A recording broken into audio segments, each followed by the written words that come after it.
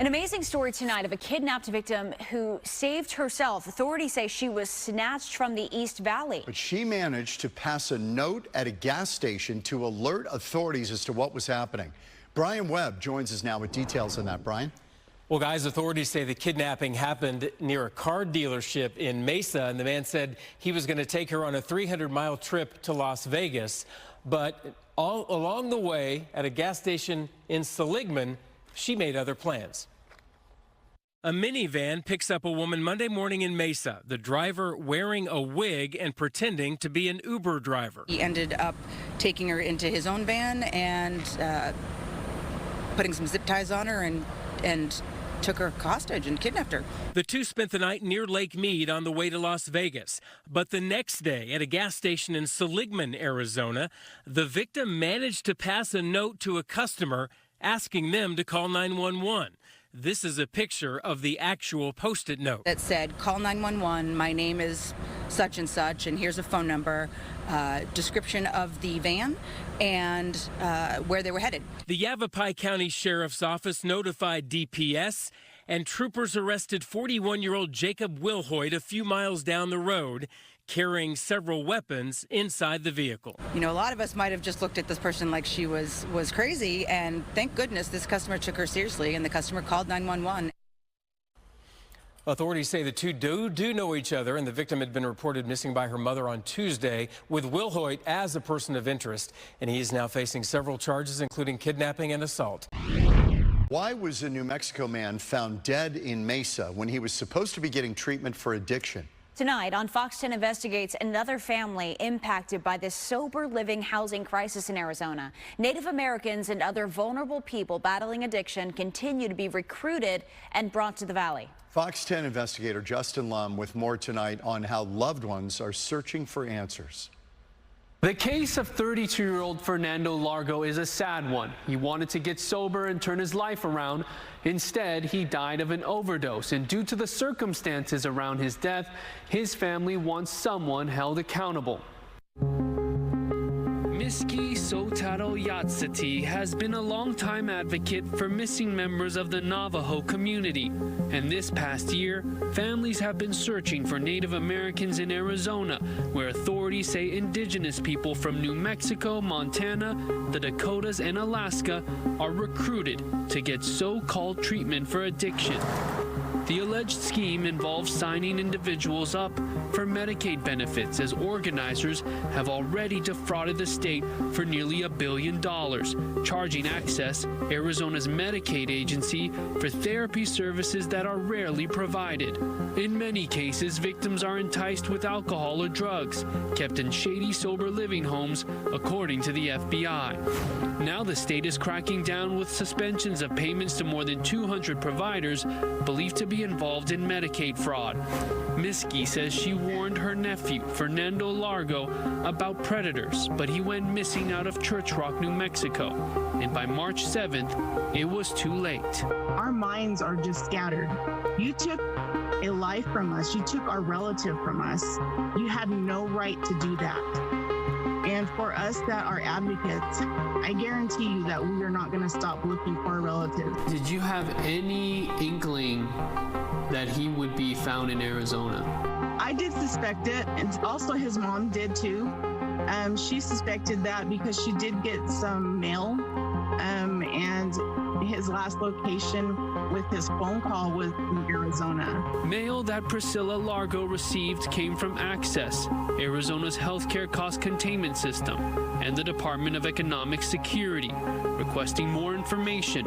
Fernando's mother does not know if he ended up enrolled in Arizona's Medicaid program.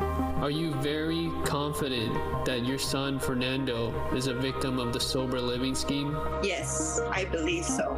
It's unknown who picked Fernando up after he told his mom he wanted to seek help. And he says, "Mom, I love you so much that, I'm really thinking about changing."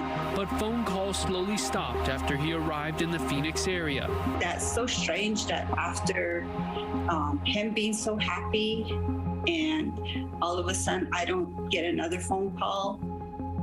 Fox 10 obtained the police report on Fernando's death from Mesa PD. On March 7th, just after 6 that morning, police responded to the Regency Inn near Main Street and Alma School Road. Just 2 days prior, Priscilla says her son left one last voicemail and sounded like he was under the influence of drugs. I know there was somebody talking in the back, but I couldn't hear him. It was very low. The police report says the man who called 911 reported that Fernando overdosed inside room 108. Officers found him lying flat on his back, and medics pronounced him dead at the scene. Mesa PD says the room was rented by a sober living company called Opportunity Changes Communities, located 3 miles away. Why put him in a motel if this is a legitimate treatment center? It should be a facility, not a motel.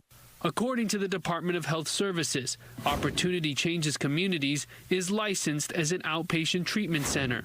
DHS approved the facility near Country Club and University Drives to provide behavioral health services and adult counseling last December.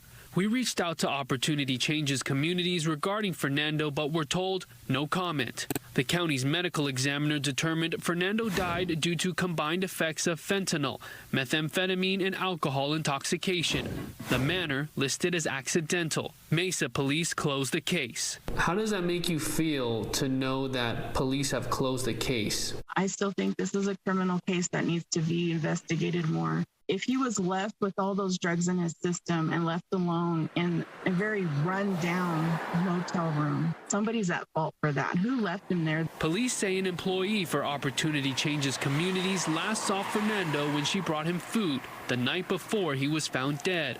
She told detectives Fernando was staying in the room by himself and appeared to be in good health. But closing the case is not enough for loved ones. It doesn't make sense.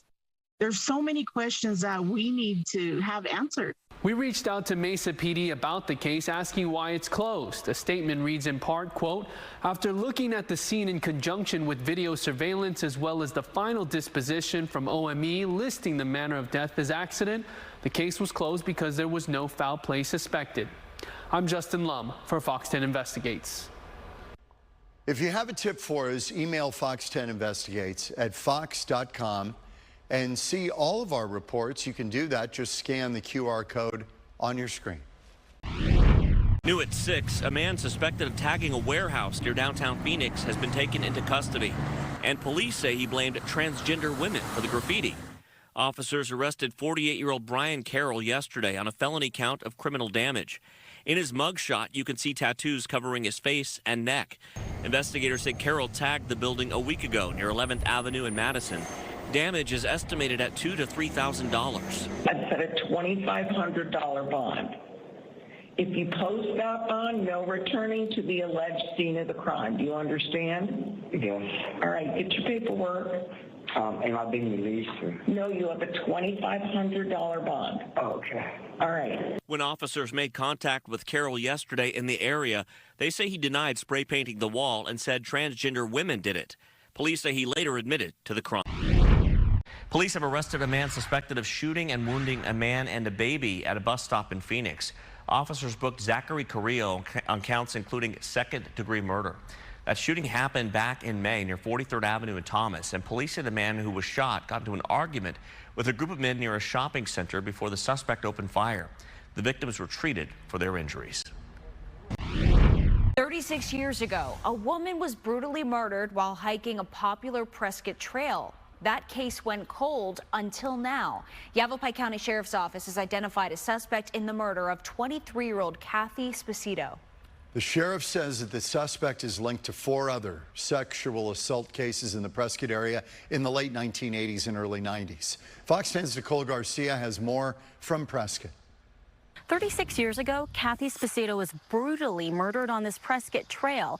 Now, Yavapai County Sheriff's officials have confirmed the identity of her killer, although justice won't necessarily be served in this case because the killer is dead. And today, she's free. Cathy, you're free. Renee Sandoval has never met Cathy Sposito, but they have something in common. They're both victims of Brian Scott Bennett. Renee survived her 1993 attack. There's just so many emotions, like I can't tell you. I can't explain it. Yavapai County officials have linked Brian Scott Bennett to 2 more sexual assault victims whose identities were not released. Cold case detectives were able to link the 4 separate victims through DNA that matched one unknown male. And thanks to familial DNA analysis, investigators got the big break they needed. His DNA, after it was obtained as an unknown male DNA on victim number 2, which was a very solid profile, was submitted to Parabon Nanolabs for familial DNA analysis, a family tree analysis basically. And they identified a female descendant of his. The investigation then led them to Kentucky and then to Brian Scott Bennett. He did serve time in an Arizona prison for forgery, but became a fugitive in 1993. He committed suicide in 1994 and was buried in Kentucky. We were able to go back there, get an exhumation warrant, exhume the body of Brian Scott Bennett, get a solid, accurate DNA sample from him for comparison, and it was a match to victim number 2 as well as victim number 1. Victim number 1 was Cathy Sposito.